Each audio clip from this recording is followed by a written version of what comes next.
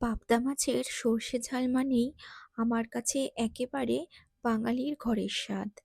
ছোটবেলায় ছুটির দিনে দুপুরে যখন রান্নাঘর থেকে সর্ষের গন্ধ ভেসে আসতো, তখনই বুঝতাম আজ বিশেষ কিছু রান্না হচ্ছে।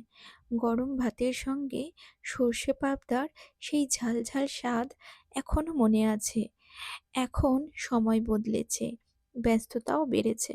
কিন্তু এমন কিছু রান্না আছে যা খেতে বসলেই পুরানো দিনের কথা মনে পড়ে যায়।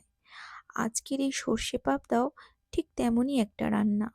সহজ, ঘরোয়া আর ভীষণ প্রিয়। আর মজার ব্যাপার হলো, এমন কিছু রান্না আছে যেগুলো কখনো পুরনো হয় না। যতবারই বানানো হোক, গরম ভাতের সঙ্গে তার স্বাদ ঠিক একই রকম ভালো লাগে। সর্ষে পাবদা আমার কাছে সেই চিরকাল প্রিয় রান্নাগুলোর মধ্যেই একটি। আজ তাহলে এখানেই শেষ। আবার দেখা হবে নতুন কোনো রান্না আর নতুন গল্প নিয়ে। টাটা!